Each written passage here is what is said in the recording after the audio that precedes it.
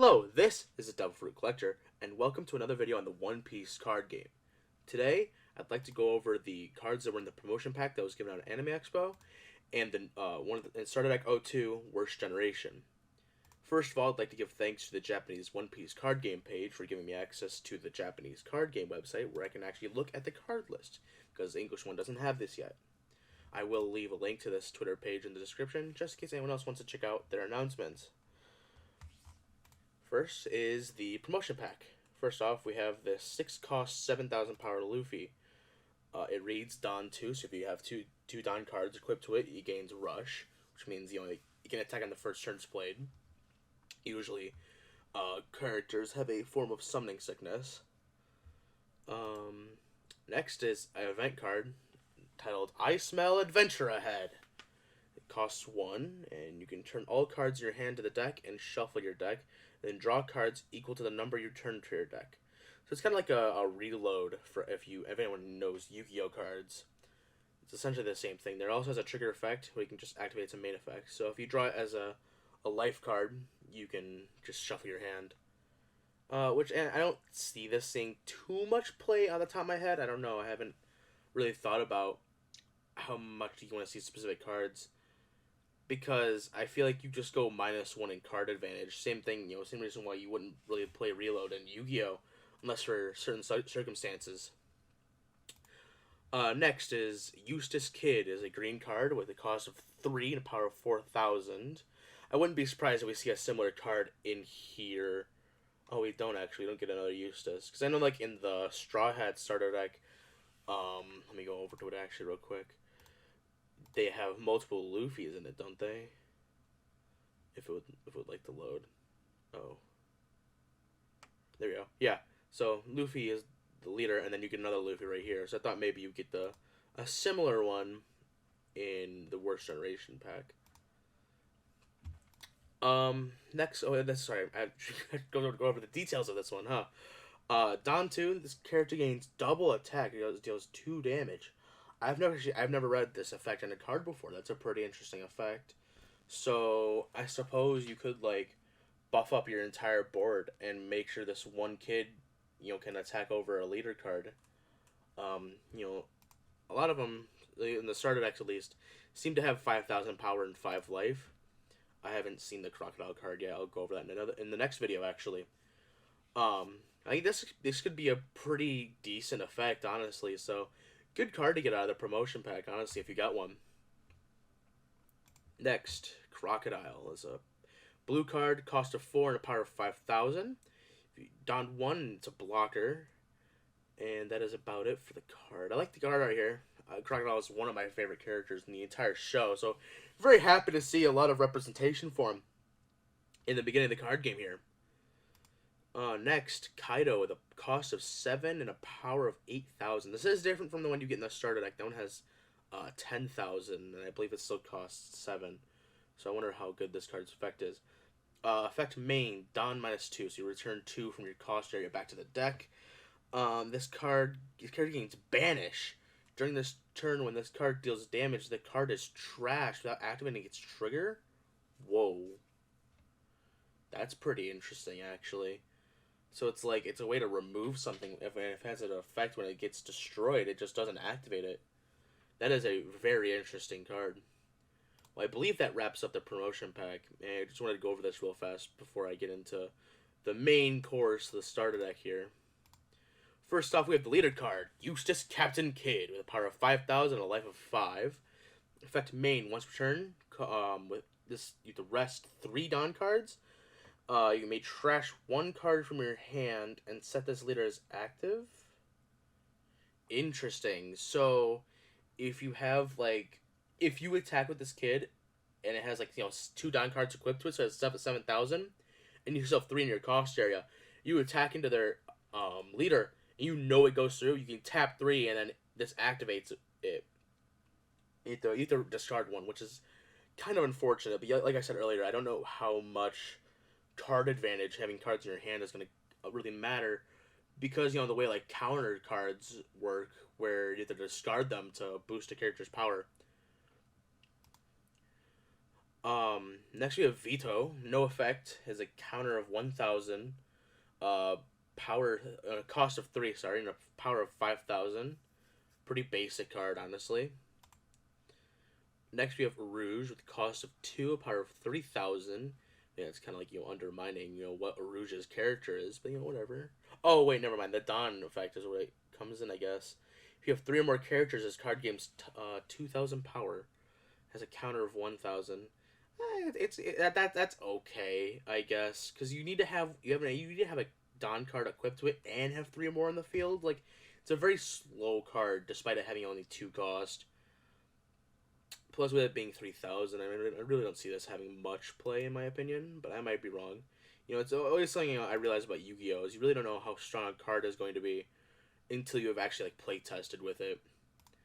Next you have Capone Gang Beji, with a cost of 1 and a power of 1,000. It's a blocker, so it's just it's the same thing as a chopper you would get in the Straw Hat starter deck.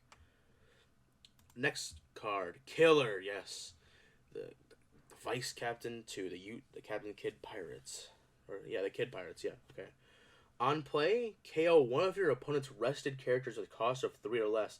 Considering this only has 3 costs and 3,000 attack, that's a decent effect. And then its triggers also play this card. So yeah, if you get damage dealt to you, and a person obviously would attack you with either their leader or a character. I mean, if they attacked with a character that has 3 or less, you just get to play this if you drew it for your life point. It has a counter of 1,000 as well. Kobe, cost of 4 and a power of 6,000. That's definitely unique. Counter of 1,000. Besides that, no effect. I feel like that is pretty strong for how low cost it is. That's pretty interesting. Jewelry Bonnie. It's cost of 1, power of 1,000, counter of 1,000. Activate main, tap 1, and you may rest this card. Look at the top 5 cards from top of your deck. Reveal 1 Supernova's type card and add it to your hand. Then place the rest at the bottom of your deck in any order. I imagine if you do this and you show no Supernova type cards, you will have all of them in the bottom of your deck. But it's cool you get to choose your order.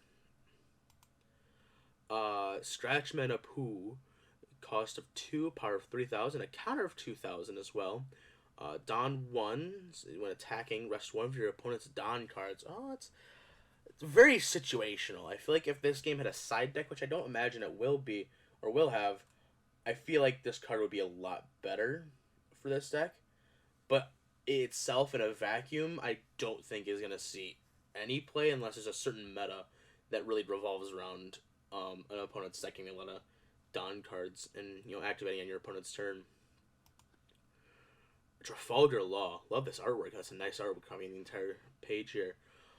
Cost of 5, power of 6,000. This is what I mean. The Kobe has a lot of power. I mean, Kobe had a cost of 1 less and same power, though it had no effect. So that might have set it even. Counter of 1,000. On play, set one of your Supernovas or Heart Pirates type rested cards with a cost of 5 or less is active. So I think that's interesting. I think they're setting up for us to get a Law leader card later on, which will also be green, where you can play this on the side. Because remember, you can have multiple Trafalgar Laws, like we've seen with 2 Luffys in the Straw Hat starter deck alone, as long as they have the different serial number like we see down here. I also don't know what the Devil Fruit number 1 thing is. I think it might be the set, actually. Since this is set number 1, this will be an SR card as well. That doesn't make sense. This is a starter deck. It says right here. I don't know. Don't ask me. Oh, maybe it's at its first edition. That might just be first edition. But yeah, getting to unrest a card might be pretty decent depending on how the Heart Pirates or other cards that the Law would run interact with each other. Jesus, sorry. Next, Basil Hawkins, cost of 5, power of 6,000, no counter here. Don 1, Don times 1, once per turn, on your turn only. If this character battles your opponent's character, set this card as active. So, it just gets 2 attacks, I see. Pretty interesting. You could have this Hawkins on the field. It already has 6,000, so it's pretty strong considering. If you go in and you're like, okay, I'll just boost him up with all 7 of my Don cards, you have 13,000. Go in, attack the enemy card, and they'll use a few, block the first one, and then you can activate its effect once, and then unrest it and go and attack for again. That'd be pretty useful, I feel. Next, Heat. It's a very basic card, it looks like. Cost of 2, power of 4,000. Pretty basic. Counter of 1,000. Yeah, it's it's just one of those like basic characters you're gonna play, just to have damage. And what's interesting though is you can only have 5 characters at a time though, so I don't know how. Oh wait, no, I remember from the tutorial you can just remove a card. I don't know if I clipped that out, but yeah, if you have 5, you can only have 5 characters on your field at one point, but it's not counting your leader, of course. But if you want to place another one, you can remove one and trash it. So that's pretty interesting. Next we have Beppo, cost of 1, power of 3,000, counter of 1,000. So yeah, that's just another one of those cards you're just gonna place just to have attack on the field, no effect really. You might even keep this in your hand just to counter an enemy. Ooh, Eustis Kidd. Oh, there's another Captain Kidd card in here. I just missed it. Okay, so I wouldn't be surprised if in the Warlords deck that there's another Crocodile you can play. I really even realized that that's just an event card when I first looked at it. You go down here. Yeah, I thought this was another character card, just the way that these are set up. I should recognize the yellow border from now on. But yeah, cost of 7, power of 7,000. Okay. I hope this has a good effect. It's a blocker, and then down 1, end of your turn, set this card as active. I don't know how I feel about this. I feel like I like this card just for the card art. Honestly, there's nothing much here for me to get excited about. I mean, it's a blocker. So I mean, blocking with 7,000 is pretty fun. So I guess that's where its use comes from. Yeah, I feel like I overlooked that kind of. Yeah, it being a blocker with 7,000 power is pretty useful. Yeah, also the fact I didn't even realize, if you have one equipped to it, you can go and attack, and then if you have one equipped, it'll set itself as active at the end of your turn. So yeah, that's actually pretty useful. Because I imagine you'll have like a bunch of Dawn cards to use, unless you use your entire turn on with this one card.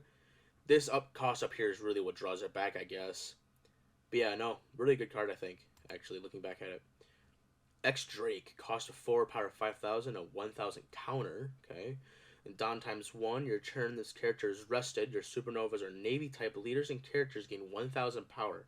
That is interesting. So I suppose since this character wouldn't die if it attacked a leader with more power than it, you could go in and attack and lure out some counter cards. Since it has 5,000, it can match with other cards in the starter deck, and then you could everyone else gain 1,000 power. And since you baited out a counter card, at least one, you could attack him with a bunch of other characters. I think it's pretty cool too. It's also leading us up to some Navy leaders, so I think Navy deck will definitely be a thing later on. Not saying that I didn't expect it to be. It's not just going to be pirates, especially because we already have Kobe. But yeah, event card, cost 1, scalpel. Counter, your leader or one of your characters gains 2,000 power during this battle. Then set one of your Dawn cards as active. You get to play this for free.